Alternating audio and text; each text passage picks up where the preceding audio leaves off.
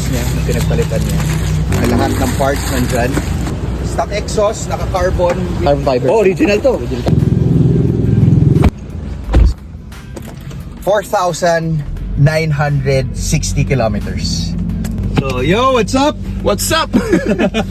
So tara, testingin natin Okay. itong 2017 natin na Subaru BRZ. Let's go. Very fresh. So the reason why na binibenta to, it's because yung first owner nito, ang first owner nito, may edad na. Okay. Gusto ng hatchback. Gusto ng ganyan. Parang ganito rin gusto ng maliit na car. maliit lang din pero Yeah, so low maintenance. Oh yeah, ano mag-fit doon sana? Para mga gusto niya mga Wigo sana or mga Brio, but ito yung binili ng husband. Oh, ngayon, nung binili ito ng husband, hindi makasakay yung babae kasi sobrang sikip. Wow. Actually, this is my first time. So, anong tells? Anong mga tell signs na this is actually a real fresh car? So, ako, una ko tinitignan dyan, yung manubela. Yung upuan, yung interior. Kasi yung exterior, madaling ayusin. Oh, madaling exterior. Yung interior talagang ang talagang titignan mo kung talagang gamit na gamit o bagong-bago pa. Exactly. And so, anong hinahanap natin sa interior? Of course, ang una ko tinitignan dyan, yung hindi makintab. Factory finish. So, ang factory finish, mga ganyan. Diba? Matte. Yeah. Yung mga manubela, hindi pudpud. So, yan ang mga tinitignan natin. Itong mga gilid, wala pa siyang mga oils, di ba?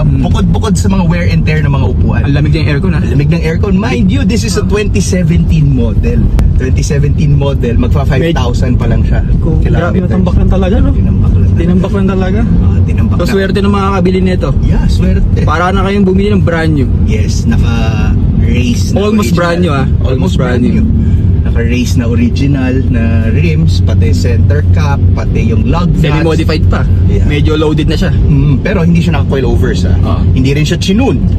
Okay, so Talagang ano stock talaga. Yeah, stock. Super stock. Parang OEM Plus ginawa niya. So he was going for the OEM Plus look. Tapos naglagay lang siya ng Gredy intake. Makikita nila yan mamaya. And then yung drop-in filter ng K&N. And then yung parang Samco na hose na intake. And basically that's it. Exhaust niya, hindi pa siya napalitan. Wala, hindi niya pinalitan kasi Intake lang sa intake lang. Oo, kasi maingay daw. Which is my point naman. And hindi naman siya manual. So I think na okay rin. Okay, so automatic pala to. Yeah, this is an automatic. Just tinan mo yung turn niya. So we can do a full turn kahit naka-rims to. Ibig sabihin, tama yung fitment, tama yung offset, tama yung everything. Hindi ka na, hindi mo kailangan ano. Talaga. Hey. Grabe. Yung feelings na parang nasa racetrack ka na. Yes. Yeah. Tapos maganda dito, tight yung manubela. Tapos makikita mo naman sa upuan pag upo mo. And the smell. Sabihin ko sa'yo, hindi pa natin ito nalilinisan. I'll show you. I'll show you Tignan natin, hindi pa rin naman nalilinisan pero yung amoy. Hindi pa natin ito nalilinisan. Hindi, literal talaga, literal. Ngayon lang dumating, no? Kahapon. Kahapon. Ang swerte ng mga kabili nito. May budget ako nang bibili. O baka ikaw na.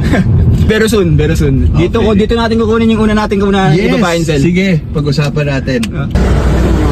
Dumi lang siya Pero tignan mo, nandito lahat ng parts niya.